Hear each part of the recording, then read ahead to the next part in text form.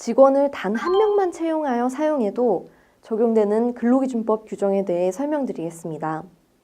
한 명이라도 직원이 근무하고 있는 경우 적용되는 규정들이므로 모든 사업자분들께서 주목해서 들으셔야 하는 내용입니다. 먼저 임금에 대한 내용입니다. 임금이란 사용자가 근로자에게 근로의 대가로 지급하는 일체의 금품을 말합니다. 사용자가 근로자에게 지급하는 것을 의미하기 때문에 고객이 근로자에게 지급하는 팁과 같은 것들은 임금에 해당하지 않습니다. 또한 근로의 대가로 지급하는 것이어야 하기 때문에 명절에 사용자가 임의적으로 지급하는 떡값이나 경조사비 등은 임금에 해당하지 않습니다. 임금과 관련된 내용은 크게 임금 지급의 4대 원칙과 최저임금제에 대해서 설명해 드릴 것입니다. 먼저 임금 지급의 4대 원칙 부분입니다. 설명드린 임금을 근로자에게 지급해 주실 때에는 반드시 4가지 원칙을 지켜서 지급해 주셔야 합니다. 4대 원칙이란 통합불, 직접불, 전액불, 정기불 원칙인데요. 첫 번째 원칙, 통합불 원칙은 회사 상품이나 상품권으로 지급해서는 안 된다는 것입니다. 그렇기 때문에 통용의 화폐로 지급을 해주어야 한다는 것이죠. 그리고 두 번째는 직접 지급의 원칙입니다. 근로자에게 직접 지급해야 하므로 아르바이트를 한 학생 부모님에게 지급을 하거나 임금 채권을 양도받은 자에게 대신 지급하는 것도 금지됩니다. 다만 근로자가 지정한 근로자 명의의 통장 계좌로 이체하는 것은 가능합니다. 세 번째, 전액 지급의 원칙은 임금의 일부를 임의대로 공제하거나 혹은 분할하여 지급해 주어서는 안 된다는 것입니다. 법률에서 정한 보험료나 세금, 노동조합과의 합의에 따른 노동조합비는 일부 공제하고 지급하는 것이 가능하지만 임금 채권이 압류되었다고 할지라도 최소 150만 원 이내의 임금에 대해서는 압류가 금지되므로 이에 주의하셔야 합니다. 이제 최저임금에 대해서 설명해 드리겠습니다.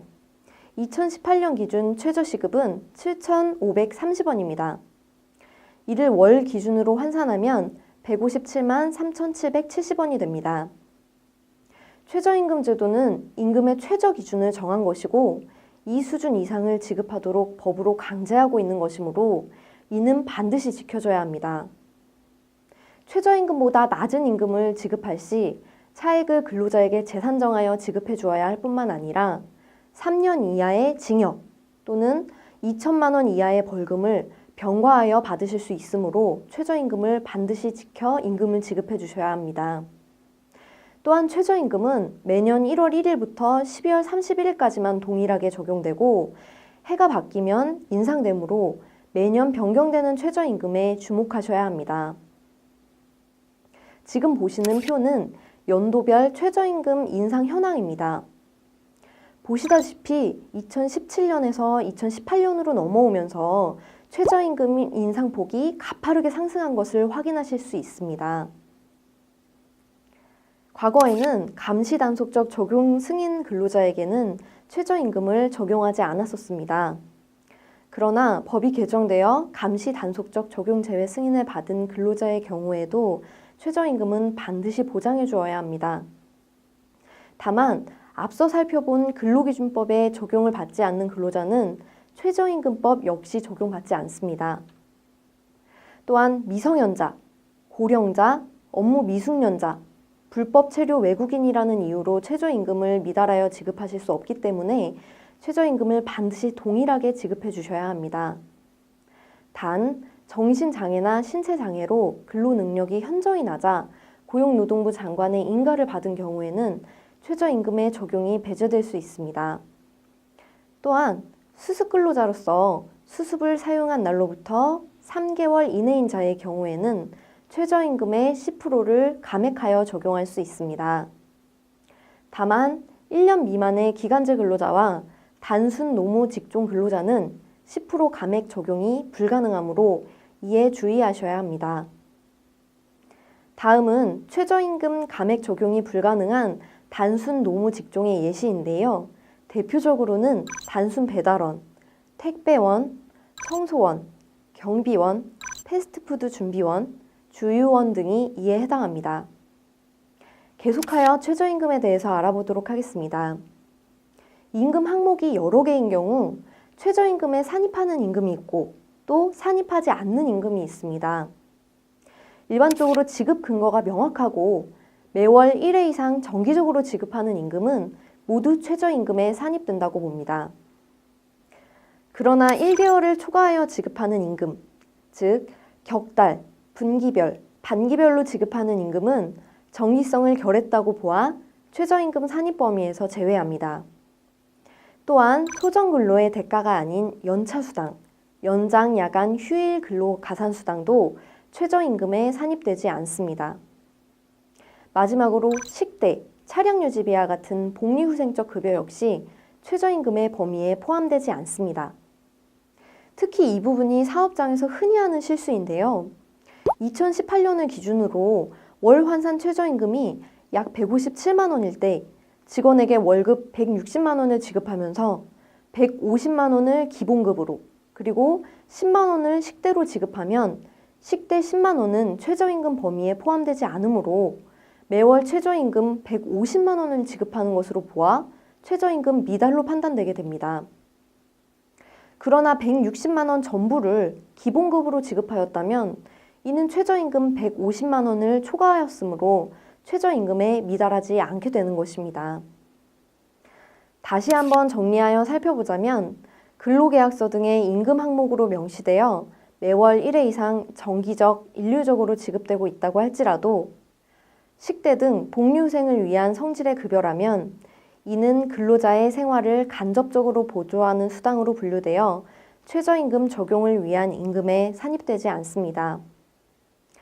또한 산정 주기가 1월을 초과하는 분기별 혹은 명절 상여금과 같은 임금 항목은 최저임금 산입 범위에서 제외됩니다. 여기까지가 2018년도까지의 최저임금 산입 범위에 대한 설명입니다.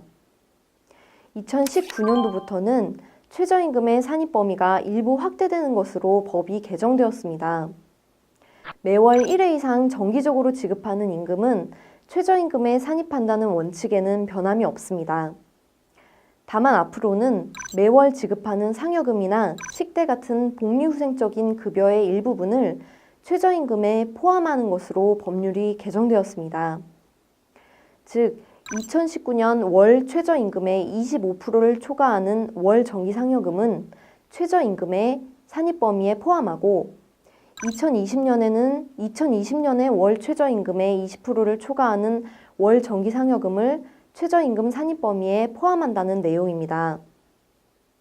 식대와 같은 복리후생비 또한 마찬가지로 2019년 월 최저임금액의 7%를 초과하는 부분은 최저임금에 포함하고 2020년에는 2020년 월 최저임금의 5%를 초과하는 부분은 최저임금 산입 범위에 포함한다는 내용입니다. 내용이 다소 복잡하다고 생각하실 텐데요. 이에 대해 구체적인 예시를 통해 설명해 드리도록 하겠습니다. 만약 2019년 월 최저임금이 173만 원이고 매달 사업장에서 근로자에게 지급하는 상여금이 50만 원이라고 가정해 보겠습니다. 50만 원 중 173만 원의 25%인 43만 2,500원은 최저임금에 포함되지 않고 25%를 초과한 6만 7,500원은 최저임금에 포함된다는 것입니다.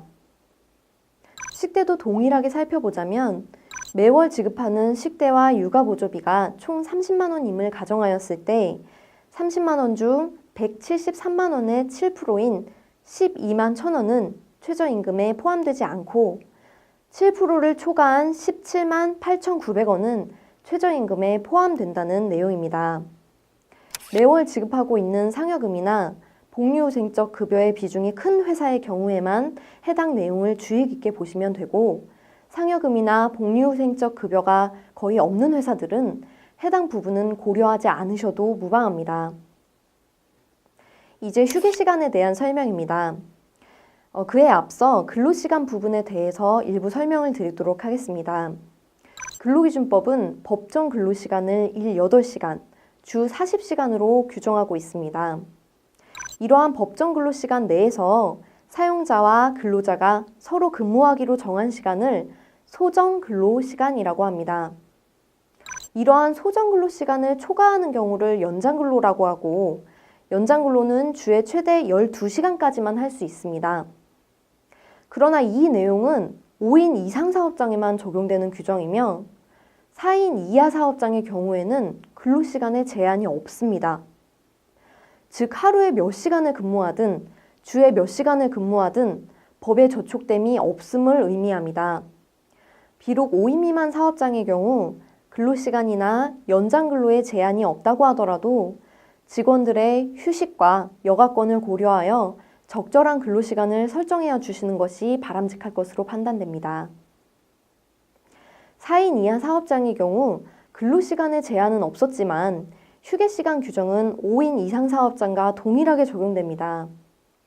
따라서 근로시간이 4시간인 경우에는 30분 이상, 그리고 근로시간이 8시간 이상인 경우에는 1시간 이상의 휴게시간을 근로시간 도중에 부여해야 합니다. 휴게시간을 근로시간 도중이 아닌 업무의 시작 전 또는 업무가 끝난 후에 부여하는 것은 인정되지 않으며 사용자로부터 언제 치료 요구가 있을지 모르는 대기시간 등은 휴게시간이 아닌 근로시간으로 보아야 합니다. 지금 보고 계시는 표에서 5인 이상 사업장의 경우 표의 내용이 모두 적용됩니다.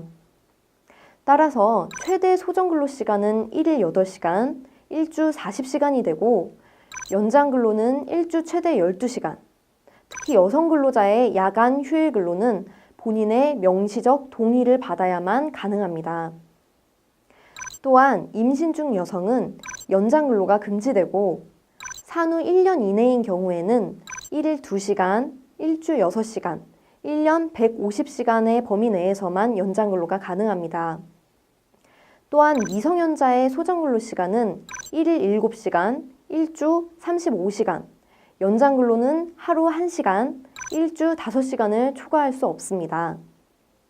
다만 앞서 살펴보았듯 4인 이하 사업장은 남성 또는 여성 일반 근로자에게는 근로시간 제한 규정이 전면 적용되지 않지만 4인 이하 사업장의 경우에도 여성과 미성년자는 절대적으로 보호해야 한다는 취지에서 임신 중 여성, 산후 1년 이하인 자, 18세 미만 미성년자에 대한 근로시간 제한은 적용됨에 주의하셔야 합니다.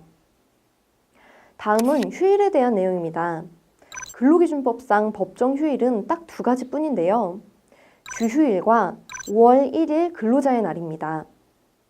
근로자의 날은 5월 1일이 고정적으로 유급 휴일인 것으로 보시면 되고요. 그 외에 주휴일은 일주 동안 소정근로일을 개근한 자에게 부여하는 날로서 쉬면서도 근로자에게 소정근로일에 해당하는 만큼의 임금을 지급해 주어야 하는 날입니다. 주휴일은 일주 소정근로일을 만근하였을 경우 부여하는 것이므로 1일 무단결근 시에는 해당 일의 임금과 더불어 주일 수당도 지급받을 수 없으므로 월급 근로자는 2일치 임금이 공제되는 것입니다. 주휴일은 근로자가 일을 하지 않는 날임에도 임금을 지급해 주어야 하기 때문에 사업주가 관련 내용을 모르게 되면 의도치 않게 임금체불 사건으로 이어지는 경우가 많습니다. 그렇기 때문에 이에 주의하셔야 합니다. 주휴수당을 계산하는 방법에 대해서 간단히 설명드리겠습니다. 주휴수당은 매일 8시간씩 일주 40시간을 근무한 근로자에게 8시간치 임금을 지급해주면 됩니다. 따라서 일주 소정근로시간이 40시간이고 시급이 10,000원인 근로자의 주휴수당은 80,000원입니다. 만약 매일 7시간씩 일주 35시간을 근무하는 근로자가 있다면 일 소정근로시간이 7시간인 것이므로 주휴수당 또한 7시간치를 지급해주면 됩니다. 근로일과 근로시간이 일별로 다른 경우에는 소정근로시간을 더해 주 소정근로가 40시간인 근로자에게 비례한 만큼의 주휴수당을 지급해 주시면 됩니다. 앞에서 제가 법정휴일은 주휴일 그리고 근로자의 날 2가지밖에 없다고 말씀을 드렸었는데요. 그렇다면 설 연휴, 추석 연휴, 3.1절, 개천절과 같은 날들은 휴일이 아닌 것인가요? 네, 맞습니다. 원칙상 달력상 빨간 날이 반드시 사업장의 휴일인 것은 아닙니다. 달력상의 빨간 날이라는 것은 관공서 공휴일에 관한 규정에서 정한 날이라는 것을 의미하는데요. 우리 회사에서 이 날들을 약정 휴일로 지정을 하게 되면 이날이 휴일이 되는 것이고, 근로일로 지정하게 되면 그냥 근무일이 되는 것입니다. 즉, 이러한 공휴일에 직원들을 정상적으로 출근하게 할 수 있다는 것을 의미합니다. 그런데 5인 이상 사업장은 이러한 공휴일도 법정 휴일화될 예정입니다. 4인 이하 사업장은 여전히 회사의 재량대로 운영하시면 될 것이지만 5인 이상 사업장의 경우는 관공서 공휴일에 관한 규정에서 정한 날 중 일요일을 제외한 모든 날들이 상시 근로자 수에 따라 점차 법정 휴일화될 예정입니다. 상시 근로자 수가 300인 이상 및 공공기관의 경우에는 2020년 1월 1일부터, 그리고 상시 근로자 수가 30인 이상 300명 미만인 사업장은 2021년 1월 1일부터, 그리고 5인 이상 사업장은 2022년 1월 1일부터 관공서 공휴일에 관한 규정에서 일요일을 제외한 모든 날들이 모두 법정 휴일화되게 됩니다. 다만 4인 이하 사업장은 이에 해당 사항이 없습니다. 그리고 모성보호 규정에 대해서 설명해 드릴 것입니다.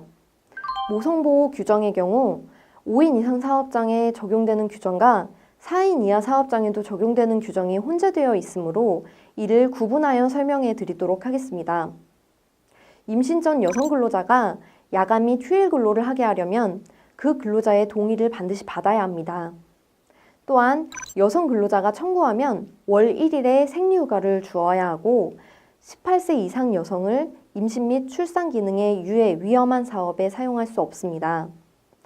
지금까지 설명드린 내용은 5인 이상 사업장에만 적용되지만 인공수정 등을 위한 연간 최대 3일의 난임휴가는 4인 이하 사업장에도 적용이 되며 임신 중이거나 산후 1년이 지나지 아니한 여성과 18세 미만에 대한 유해 위험 업종 근무 금지 규정은 4인 이하 사업장에도 적용됩니다.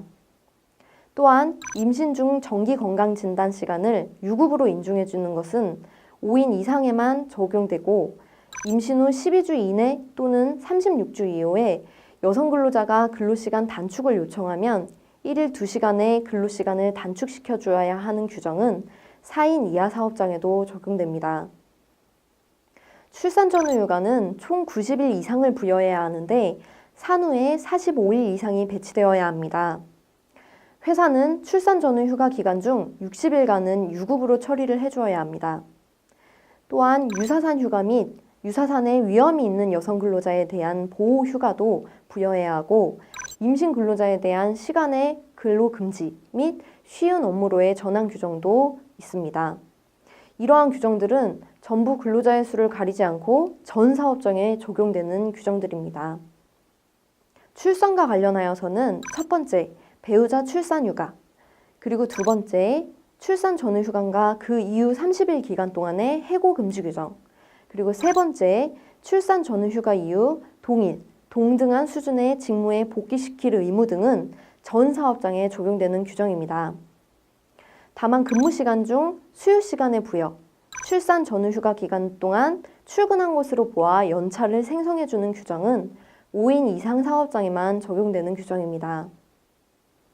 또한 육아와 관련하여 첫 번째 육아휴직, 그리고 두 번째 육아기 근로시간 단축, 그리고 세 번째 육아휴직 동안의 불리한 처우의 금지 및 해고 금지, 그리고 네 번째 동일 유사한 업무로의 복귀 규정은 근로자 수와 무관하게 모든 사업장에 적용이 되지만 육아휴직 기간을 출근한 것으로 보아 연차 유급 휴가를 발생해주는 내용은 5인 이상 사업장에만 적용되는 규정입니다. 다음은 해고예고 제도에 대한 설명입니다. 해고예고 제도란 근로자를 해고하려면 적어도 30일 전에 해고 예고 통보를 하여야 하고 30일 전에 예고 통보를 하지 않을 것이라면 30일분의 통상임금을 지급하도록 하는 제도를 말합니다.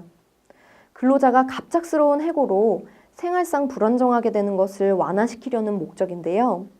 다만 회사가 천재사변, 그 밖에 부득이한 사유로 사업을 계속하는 것이 불가능한 경우에는 해고 예고 제도가 적용되지 않을 수 있으며 또한 근로자가 고의로 사업에 막대한 지장을 초래하거나 손해를 끼친 경우에는 해고 예고 기간을 두지 않아도 됩니다.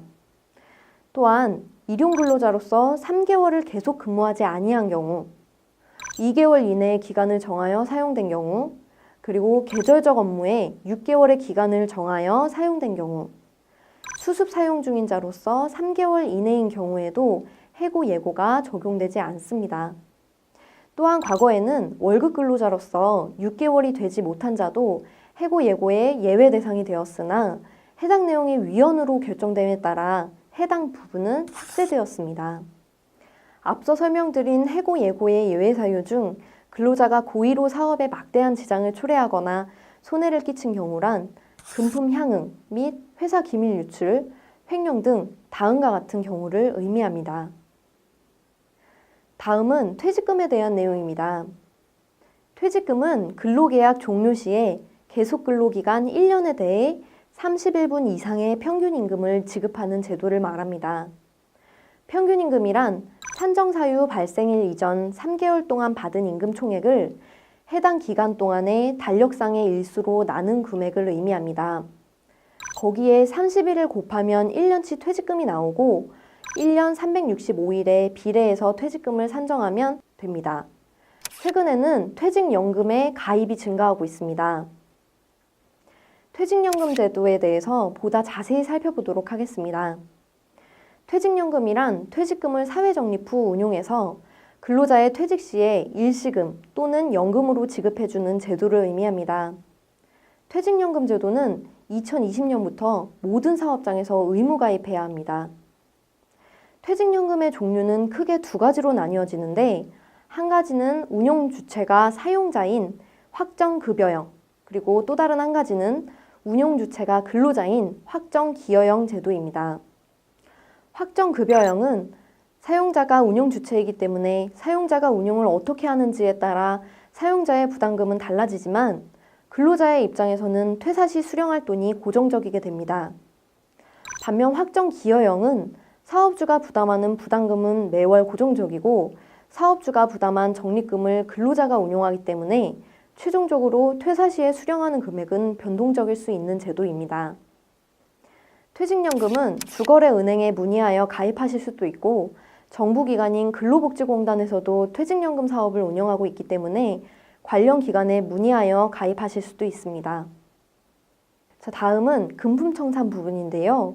근로자가 퇴사를 하게 되면 반드시 퇴사 사유 발생 후 14일 이내에 임금, 보상금, 그 밖의 일체의 금품을 지급해 주어야 합니다. 만약 특별한 사정이 있는 경우에는 당사자 합의에 따라 금품청산 기일을 연장할 수 있으며 원칙상 합의 없이 14일의 기간을 도과하게 되는 경우 지연 이자를 물게 되거나 관련 규정 위반으로 처벌을 받게 될 수 있으므로 금품청산이 제때 이루어질 수 있도록 해야 합니다. 임금채권에 대한 소멸시효와 공소시효가 있는데요. 소멸시효는 민사적으로 임금을 지급해달라고 근로자가 사용자에게 요청할 수 있는 기간을 의미하는데 이는 3년입니다. 퇴직금 채권 또한 마찬가지라고 보시면 되겠습니다. 공소시효란 임금을 지급하지 않았으므로 사업주를 처벌해달라고 근로자가 요청할 수 있는 기간을 의미하는데 이는 5년입니다. 즉 정리해보자면 임금채권 발생일 이후 3년이 도과하면 더 이상 근로자는 사용자에게 임금을 달라고 주장할 수가 없으며 5년이 지나면 임금체불을 이유로 사업주를 고소고발할 수 없게 되는 것입니다. 마지막으로 4대 보험 부분입니다. 4대 보험이란 국민, 건강, 고용, 산재보험을 말합니다. 국민연금은 노후 대비, 건강보험은 질병치료, 고용보험은 고용안정, 산재보험은 산업재해에 대한 보상을 그 목적으로 합니다. 국민연금은 월급이 100만 원이라고 가정하였을 때 월 4만 5천 원, 건강보험은 약 3만 원, 고용보험은 6,500원가량을 근로자도 부담하고 사용자도 동일한 액수만큼을 부담해야 합니다. 다만 산재보험의 경우에는 근로자의 부담금이 없고 사업주가 이를 전액 부담해야 할 의무가 있습니다. 4대 보험은 근로복지공단 고용산재보험 포털 서비스 사이트에 회원가입을 하시고 사업장 성립신고 및 직원 입퇴사 신고 항목에서 가입하실 수 있습니다. 감사합니다.